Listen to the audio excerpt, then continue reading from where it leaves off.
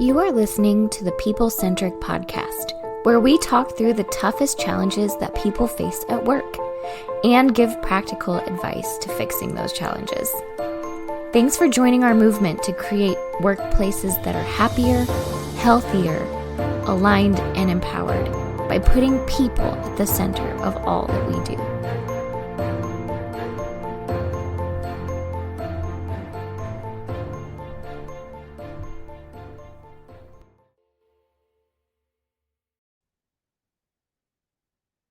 Hey, People Centric leaders, it's Stephanie Anderson. Welcome back to another episode of the People Centric Podcast. And today we are talking about feedback, everyone's other least favorite F word in business. I just made up that joke, so sorry if it didn't land. But we talk about feedback a ton in our role and when we're working with businesses. And it is something that I think every leader and every person really struggles with, and for a lot of different reasons, right? I don't know any leader who's just like, oh yeah, I give perfect feedback and I'm completely comfortable doing it and it always goes great, right? I think it's an area that every leader knows, like, oh, I probably have opportunity to grow there. But we want to talk specifically about feedback today and kind of knowing, like, when is it actually feedback that a person needs to hear? And maybe when is it misplaced? And Diana's going to share a story with us that she heard from someone recently that I think is going to help you frame this topic of understanding, like, the difference between feedback and just saying whatever you think or whatever's on your mind, or misplacing feedback, placing feedback on someone that where it's not really meant for that person, maybe something else you're struggling with. So Diana, tell us the story. Okay, so a friend of mine was going through a leadership program, and during this 3-day leadership program, they're in a little cohort. They get to know each other really well. They do strengths assessments and look at each other's stuff and kind of help each other grow. And in part of this, they have to state an issue that they're having, and then help the group helps them determine why it might be an issue and how they can solve it going forward. So my friend's issue is that she has struggled to get promoted. She feels like she's doing all the things. She is highly regarded in her field. She's highly regarded in her office. She has gotten 360s done and worked on all of the things that the leadership asked her to work on. She has clearly stated she wants to move up, all of the things. And so she's saying this during the questioning, and they're asking questions about it and they're digging deeper. And by the end of it, or near the end of it, the team is like, man, if all you're saying is true, it's really unbelievable that you haven't been promoted. And that really sucks. And there's got to be office politics and things like that involved. And one person chimed in and said, I do see something in you that could prevent you from getting promoted. And my friend was like, tell me, what is it? And the person said, from this conversation, you're not very humble. And I think that would prevent you from getting promoted. And my friend, in the moment was just like, okay, thank you so much for that feedback. And I appreciate that. And I'll work on that. Right. And then she left and thought about it. And she was like, no, I was honestly answering the questions. I was not trying to be cocky or strut my stuff. She was like, I was being honest. And if they didn't like hearing that I was an expert in my industry, that's a problem for that. I actually am. There is scientific research on my stuff, and I actually am an expert in my industry. So she feels like that feedback, she's like, I am going to worry about that for the rest of my life. And she's going to think about it, and she's going to ponder on it, and she's going to be very careful with her words going forward, because this person that she had grown to be very close to and trusted over this leadership course told her she wasn't humble. And so I think that's where we're going with this, right? Was the you're not humble feedback real? Was it misplaced? Was it something that maybe didn't need to be said, or did it need to be said? And so how do you tell, when you're the person giving feedback, how can you tell when it's important to give that and when it's not. So that's sort of what set all of this up. Yeah, yeah. So we are going to pick that story apart today and figure out and see if we can find some answers to some of those questions. And I'll introduce our team here in a second, but I will also say of like I think there's a lot of ways that this could go, right? And just to say this at the beginning, there's a lot of information that even our team doesn't have on this scenario. We have not talked to the person who gave the feedback, so we are going to make a couple assumptions here. But I think it is an important topic because it's not the first time we've heard a story like that. I will even personally say, like, I've had an experience like that where you walk away and you're like, gosh, like, was that really feedback or was that like misplaced? Is that person upset about something else? Did I just make them mad or something, so we are going to break this down and talk about it. So you've heard from Diana Royalty on our team. We've also got Bethany Taff and Philip Herzog. So I'm going to just open the floor to our team here for a second and just say, maybe let's go from your friend's perspective first, because I feel like we can tackle that one of like, if you get feedback that does really feel misplaced, how do you handle that? And we're going to say like that situation was a little unique because that's not her like immediate boss. But a lot of times when we get feedback like that, that doesn't feel super helpful and it's coming from our boss, like how do you handle that as an employee? And then we'll switch the lens to managers and like, how do we give feedback there? So I will open the floor for thoughts on this. Well, I can answer from like a personal experience. I had a boss one time who at the end of our like review, it wasn't even in, it was during a performance evaluation. We had done all the stuff. And at the end, he just sort of threw in, he was like, and I just don't feel like you're super efficient. And I was like, okay. Because being efficient is like literally one of my core values, and that stung. So in the moment, I was not pleased with that comment. So in the moment, I just paused and I was like, okay, well, what parts what are you seeing that maybe I don't see? And what parts are you seeing that aren't very efficient? And I would love to work on those. And he thought about it for a minute and he was like, you know what? I don't know. I don't have anything now. But I think it was important for me to ask the question instead of just like letting it go and be like, oh, okay, great. Yeah, we'll talk tomorrow or whatever, or thank you, I'll work on that. I think it was important to ask the question and take that a step further. Like, what are you seeing that maybe I don't see? And what one thing is bothering you about my efficiency, quote unquote, right? So I don't know. I think maybe asking a good question after you feel like you've gotten something very direct that you don't understand. Yeah, I like that a lot. Especially for those of us who deal with and struggle with people pleasing tendencies. And am pretty open that I am one of those people. It's like sometimes when you get that comment, if you can't immediately then like apply some fact to your thought process, you start spiraling. Right. And so I have just learned for myself is like, oh, okay, if I get that, instead of spiraling and being like, oh my God, they think I'm terrible at everything. But I've never been efficient. It's like, yeah, like ask that question and say like, oh, well, like, tell me more. Like, can you share some examples with me? I like that. Yeah, Bethany or Philip, any thoughts on like, if you get that kind of feedback or how you can best respond?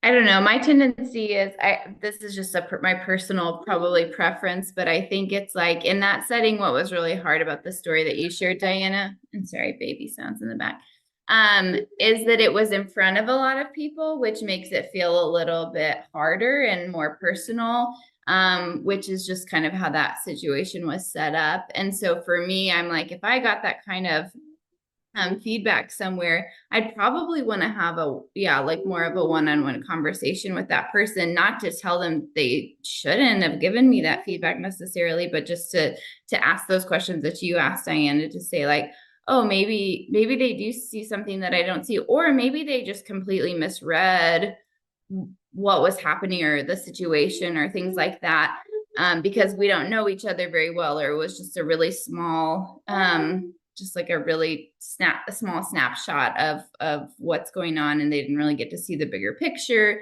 And maybe they would still come back and say that to me, who knows? But I think that's the biggest thing that I see here too. That's hard whenever you're giving or receiving feedback, is if there's not a relationship there, feedback generally doesn't go very well.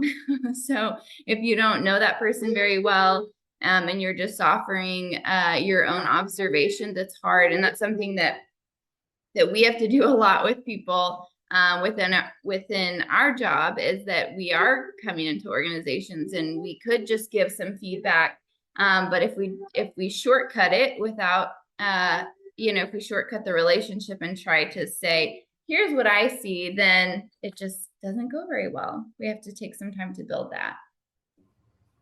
I could see too. I'm thinking of the person who said this. They could say, well, this was an intimate group. My words weren't perfect, but hey, if I can't say this here, in what space can I be honest? She was asking what our thoughts were. I'm defensive now. So kind of just in my mind thinking of that too, of I always hard feedback should be received thinking of the 3 T's: timing, tone, and turf. I just kind of try to keep it simple. And while the timing may be like, yeah, she's asking now, to Bethany's point, you're like, the turf, you're in a group setting, and that's a really personal thing to say, which is very different than, can you grow this skill? And I kind of think, if feedback is about something that can grow and change, Diana, even to your example, efficiency, and it's like, oh, okay, what is that? And it's a hard thing to question, because now if I've just been told I'm not humble, and I say, oh, well, tell me where and how I'm not humble, that's a very arrogant sounding question, right? So it's just a lot of things that were set up. And I would, if we're assuming the better intent, this person probably used poor words to try and articulate something they could see, which could be an area to grow. I think sometimes too, with things like this identity-based insecurities, this person might also struggle with humility. So they might just see that in other people and perceive confidence as ego, when, to your point, this is just an expert who's like, I can own confidently what I'm good at and seek to grow, which it sounds like she does. The final part I thought I guess I had too is just the idea of the people around her. And I would wonder if they noticed it as being a strange, like if they noticed that it was as strange as opposed to, maybe it was something that did kind of roll off their back. So knowing that there's good rapport, if I was encouraging or coaching someone in that situation, without making it like a gossipy thing, I'd be like, hey, it was a group setting, so maybe like just ask, if you have 1 or 2 people in that group you're really close to, ask them and just be really candid, not to trash the person who said the other thing, but also go to them and follow up and be like, hey, I want to give you some feedback. Your statement has really been sitting with me. It's messing with me. I would like to talk more about what you meant. You know what I mean? And kind of like dig into it and just not let it go. Because to Stephanie's point, we all have received feedback like that at some point in time. And it's way worse than a pebble in the shoe. I think it just feels like this really heavy load, and sometimes it isn't meant that way. If it was meant intentionally, like, oof, terrible power move, and she should find out the truth in that too. But I love that all of this came from her pursuing growth, and I think she's the kind of person who can bounce back from something like this also. Yeah. I love how you framed that, Philip, because it is some of a reminder of like, there's not a villain in this story, right? And I think, especially Diana in this situation, even as we were prepping for this, you're like, I've got to be honest, like this is a friend and I'm feeling like defensive and like we want justice for this person who has gotten this feedback that was so rude and so mean. But I appreciate how you frame that, Philip, because you're like, yeah, like if I'm this person and I'm like giving the feedback, well, this felt like a safe space and it felt like you were asking and I was just sharing something I thought, right? But you're also right that as we dig into that, is like, was that actually helpful feedback to her? And the way that you said that and how you said it, and I like those 3 T's. I'll say I've never heard of that before, so I like those. Like how you do this matters, right? And so how do we gut check the feedback that we're going to give? And maybe I'll kick us off of one that's rattling around in my brain, is like, if you feel yourself starting to say statements that like you are this or you are not this, then that's not really helpful feedback, right? And like, I would love for our team to talk about that and why too, because even Diana, hearing your story of like, you're just not very efficient, or I've gotten that before of like, oh, well, you're just not very humble, or you're not very this, like, why is that not helpful? And so how do we gut check that? If we're hearing ourselves say, I need to tell this person they are this or they are not this, why is that not helpful? Oh man. First of all, I also want to say, Philip, timing, tone, and turf. Nice. I like that. I'm totally gonna use that. I did not create those, but com major, we do come up with some fun stuff. Yeah. I So like yeah, it. got I to give like credit it. where it's due. I love it. But to your point, Stephanie, I think when we start saying someone is or is not something, it starts to feel like an attack, right? It feels like an attack. It feels like someone is judging you and your humanity and who you are as a person. And like the person that said I was not very efficient, I think knew that is like that's a core value of mine and knew that that was gonna like gut punch me a little bit. So it was like, oh, okay, well, what are you trying to tell me? What do you really want to say here? And I think if that person had done it in a different way, I wouldn't remember that story. I would not be talking about it today, right? But because they were very clearly, you are not efficient, you are not humble, those kinds of words are going to sit with you instead of, I think the way that you said this was not very humble, or the way that you phrased this wasn't very humble, instead of like the direct you yourself. And so I think when people say those phrases, it becomes very personal and it feels very personal. That's what Audrey thinks about it. I was just saying, I think that's a really great distinction, the way you said, of like, whether it's not for maybe that person to have said whether this person is humble or not, but to point out the way that you said this makes you sound not humble or makes you sound arrogant. And maybe that's not your intent, but that person, it's more on that person to decide internally and wrestle with that of like, oh, maybe I am really arrogant actually. Or maybe, oh, I didn't mean for it to sound arrogant. That's just how I talk about this thing or how I talk about my job or whatever. And so I really like that distinction too in how to give that feedback. Yeah, we talk a lot about blame versus accountability. And when we do that, we say, like, you never want to blame a person directly for something. It's a breakdown in a process, it's a breakdown in a procedure, it's a breakdown in communication. It's not the human's fault. It is a breakdown somewhere else. And I think that kind of message is the same here, right? It's not about you yourself, it's about something that happened. And so blame the thing that happened. If that person had said, you're not very efficient, but instead had said, this thing happened and it didn't work really well and it didn't go smoothly and this whole process fell apart, that would have been a much different discussion than you are not efficient. And I think if we can always place the intent on a thing that happened or a phrase that was said or the way something came across, then it's going to be much better feedback than the you did this directly. So like the blame versus the thing, placing it on something else. It sounds so universal. To the point you made, Diana, you are whatever. It just feels like that's it. That's the whole thing, which I think is also why it feels so personal. So I love the way you scoped it differently of like, hey, in this situation. And then I think it allows someone to more specifically think about that, right? Rather than going all the way back to your childhood, like the zoom out of like, oh my gosh, my whole life, I have not been humble. You know what I mean? Like you are this thing or you are not this thing, which is just not true. And I love how you kind of frame too, in a way, the irony of a statement, you are not humble. May not always be the most humble statement in itself because it does presume a lot of information. And I know in that instance you said they had lots of questions, they had lots of conversation, but I also thought interesting how you mentioned culture of blame versus accountability. We usually do talk about the process and accountability, but I think another element to it, which I think is where leaders struggle, is uh, a gap in strengths or skills, and how a culture of accountability will then ask, okay, well then, if you don't have the skill, like how do we build the skill or grow it? And maybe you could also talk about awareness in this situation, like going back to this person who, if they had great intent or not, did not really share a great message. So if they had really insightful information, it's cut off because they used 4 words to say something really like period, not dot dot dot, not more information. So even on then, I think that person also through this needs the feedback of like, hey, if you do have great insight, there's more to share. I don't know. I just love how you kind of frame this idea of blame and accountability, and how we talk about awareness and even skills or strengths gaps, because that's a part of it as well. Yeah.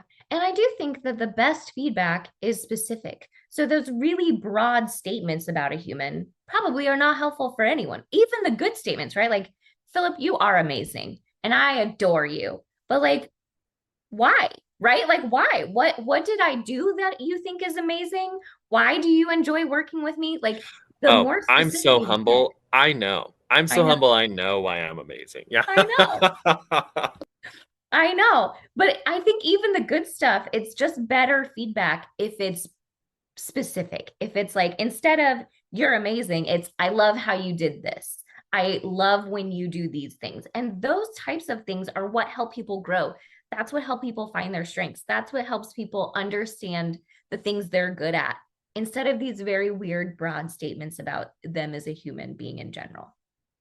Yeah, for, like something that I've been thinking as we've been talking about this is kind of this idea of like your feelings do not equate to feedback.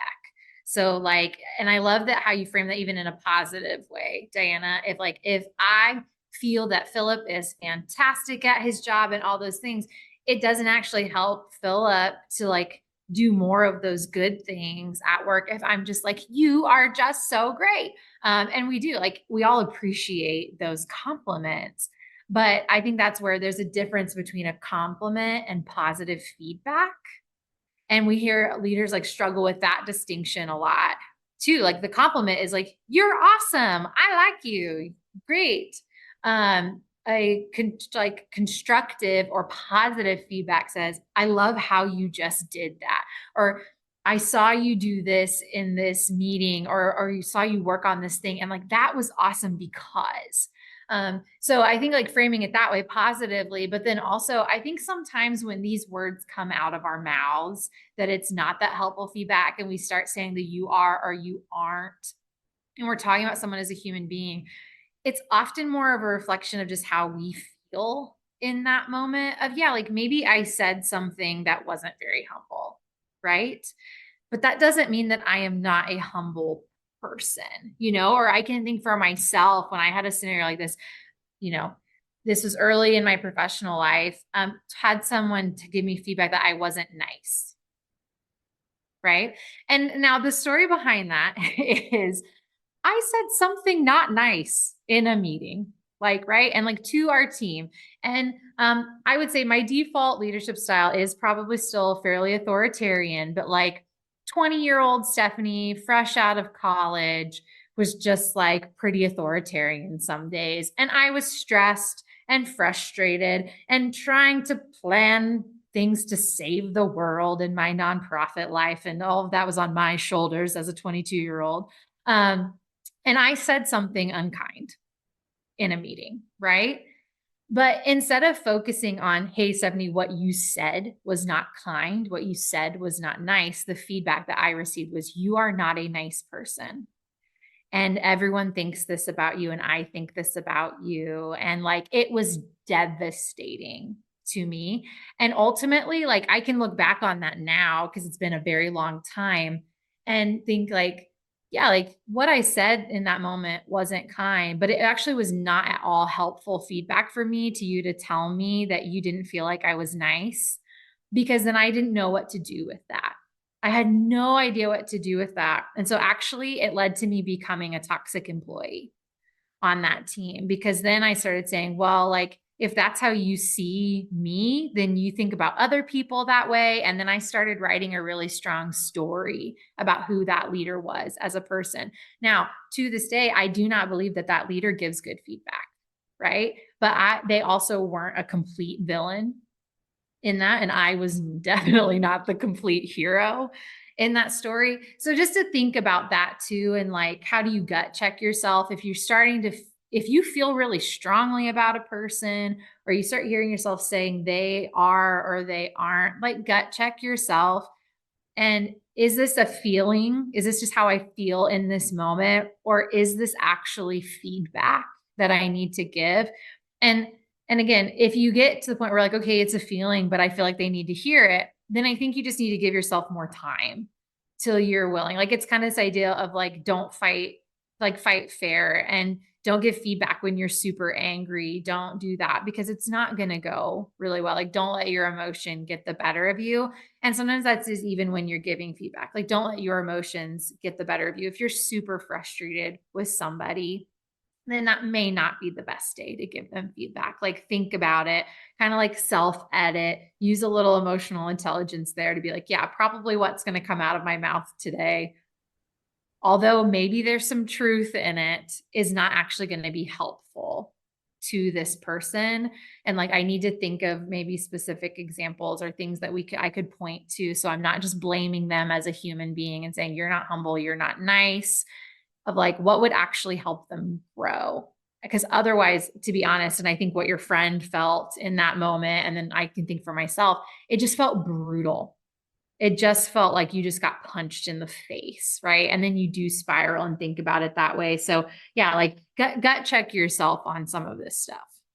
I was just gonna say, I like how you talked about how you're talking about just not saying you are this versus like talking about the action, because what you were just saying is that it kind of actually, it takes you're not empowered to do anything if you are something, because if you are that way, then well, that's just how I am. I can't make any change on that. I can't take action towards that. And so it actually just it kind of disempowers people when you actually say you are this way, you are just unkind, you are, not efficient. Well, then it's like, well, can I change that about me then? If you focus on, the actual action, then it's like, oh no, this is something that you could change. This is something you could do differently. And again, I feel like I use my kids all the time, but that's something that I've tried to be conscious of with them too, of instead of saying, oh, you are so messy, it's like, oh no, I don't like, I wish your room was cleaner. I don't, we don't like how messy your room is right now. Or, instead of giving them an identity around that thing, it's pointing out the thing that probably does need to change or be adjusted, or for something for them to grow in. And then it gives them an opportunity to do that, instead of making it part of their identity.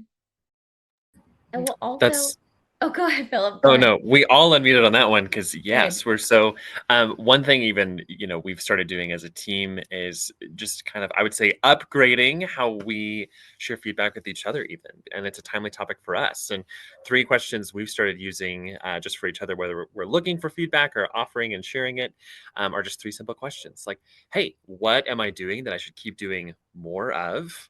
What is something I should keep doing the same? Like, hey, keep doing it exactly as you are. And then is there something I should do less of? And I think what I love about those 3 questions, it opens the door up to like what's working really well, and like, can we grow it? Can we make it happen more? What's like fine, we don't need to mess with, and then less of, like, where are we off track, or what am I worried about that I don't need to be worried about, or like those things, which I think is really helpful whether you're asking for feedback from above or you're giving feedback to the team around you and below you as well. I do love that. I'll also say that I'm going to give a shout out to Don Harkey, who does this ninja trick with me that I know he does, but he still does it, and he does it well.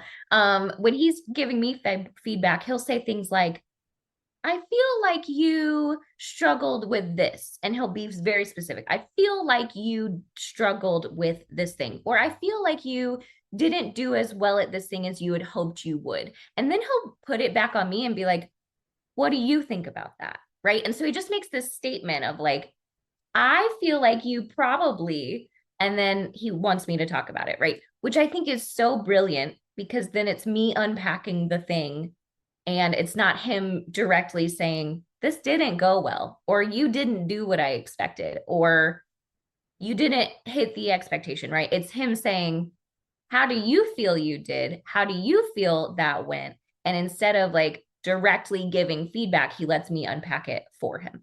And I think that's such like a super power move, It's so good. Yeah. Because no one likes being told what they feel or think. of like, I know you feel this way about that. And then if you're a more assertive person, you're like, no, you don't. No, you don't. No, you don't know that. But no human being likes being told how they feel. So that's why you're right. It is like a super like Jedi trick, but we can all learn it of just saying like, hey, like I kind of noticed this. Like, is that how you actually feel? Like, were you happy with that? Like, I just noticed, like, yeah, like when after that happened, like, you didn't seem like your normal peppy self, or like I could, like, your face changed in that. And I like, it seemed like you were disappointed, or it seemed like it didn't go how you wanted it, or, I could see you kind of beating yourself up after that. Like, tell me more. And I think that's a great way to start the conversation, especially if you do observe something like humility. And it's such a sticky one, right? Because like, let's say you do notice that somebody on your team is not being super humble, and just thinking like, if I'm that person in the meeting for your friend, like how can you maybe could have brought that up in a different way of number one, I completely agree. Like that type of feedback is best given in private because it is personal. Right. But like let's say he had been observing the rest of the group. And when she was saying things, he was noticing people's body language changing. Right.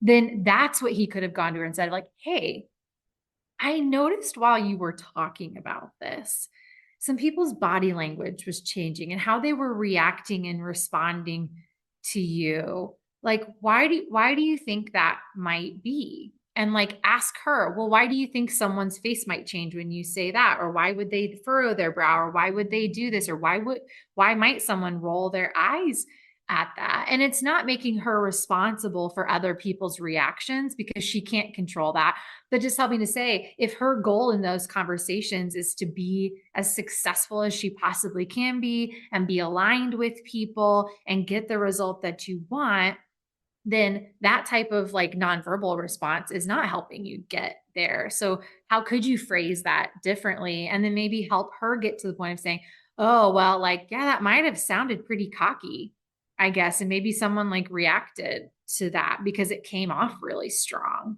Right. And if she then gets there and she brings it, then it's powerful. Right. Because then she will own that change and she then won't think about it for the rest of her life and spiral on it. It's just like, oh, well, then I can adjust my approach. Right. I can change that. I can do that. Yeah, I love all of that. I think had it been given in a different way or had it been done in some of these ways that we're talking about, it would have been an impactful moment in her life for growth. But instead, now it's like this little seed in the back of her mind that's like, is this real? Is this not real? Is this me? Is this not me? Like, and so I think one of the main reasons I wanted to have this discussion is because I think lots of people are in this mode of like, I want to give feedback. I want people to have my feedback because we all crave it. We do want that feedback, but I want people to give good feedback. I want people to do that well. And I want people to remember that our words have weight, whether they're positive or negative, they have weight. And people, whether you know it or not, people are going to go home and think about what you said to them. And I think that if we can all just pause for a minute and remember that all of us are humans and that there's a right way to do this and a wrong way to do this. And if you can do it the right way, you're going to impact someone's life in a really good way. Man, why would you not take the time to do that? Yeah. I think if we were all really honest and people could tell us how long they thought about some of these things. And again, we all process things different ways and different lengths of time. I think you're right of like, we still think about them from time to time. And even if like been able to process it to where like I no longer like feel really upset when I think about it, it's just like that was still there. And that was a hard thing that happened to me or a really hurtful phrase or comment. And it's usually just because like we didn't really prepare to give feedback. We didn't think through what's the best way to share this. How could I have that developmental and like coach mindset when I give the feedback versus just like, I just need to say these 3 things to them and make sure I said them and I've got to document it and make sure they heard me. Like, no, like really, really think about it, prepare to give feedback, edit yourself, like listen for how are you saying it in your head? And are you using some of that language that we've talked about that is that more blaming blaming language. And you're right. It's so, so powerful. Like it's so, so powerful when you do this the right way and when you do it the wrong way. So make a positive impact. Be that leader that we all think about, or like, wow, that was the person who helped me grow. And I'm so grateful to them, versus like, that was the person that just was unkind to me, or just really like cut me down to try to help me grow. And that felt terrible. So, well, any final thoughts from our team on this? I think this has been an awesome discussion, and hopefully people have some good takeaways. I was thinking so similar to what you said, before you give feedback, what's the purpose of feedback anyway? Just like super practical, whether you do it beautifully or very clunkily, and whether you have a team of people who love to talk or people who just want to go get stuff done. Feedback is meant to be helpful and show you the way, really, right? Like it's not an expert coming down from the mountain, but like, hey, two people improving each other, because we give feedback to each other as human beings in work and not at work, right? I think all of our significant others and friends constantly give us feedback. Siblings, my gosh, too much feedback. So what is the purpose of feedback? And if feedback for you as a leader feels like you're offloading a burden that you've had, an observation that's a burden that you're going to throw back in their face, you're not very humble, then you're defeating the purpose not only of the feedback, but you're actually hurting that relationship, and you're cutting off the opportunity for growth and success. So feedback is meant to help like guide the way. It's not meant to offload your frustrations.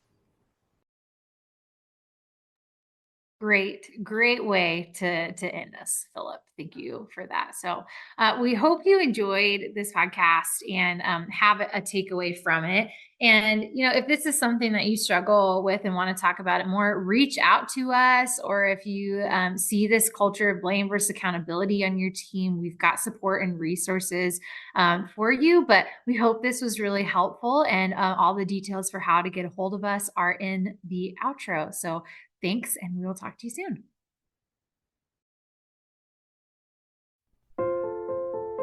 Thank you for listening to the People Centric Podcast. We are so grateful for you joining us every week. If you like this content, please like and subscribe. Also, feel free to share on your social media with everyone that you know. It really does help us. If you would like to contact us, I have put our information in the show notes. Please reach out anytime. We love hearing from you. We will be back next week with a new topic. Until then, be well and lead well.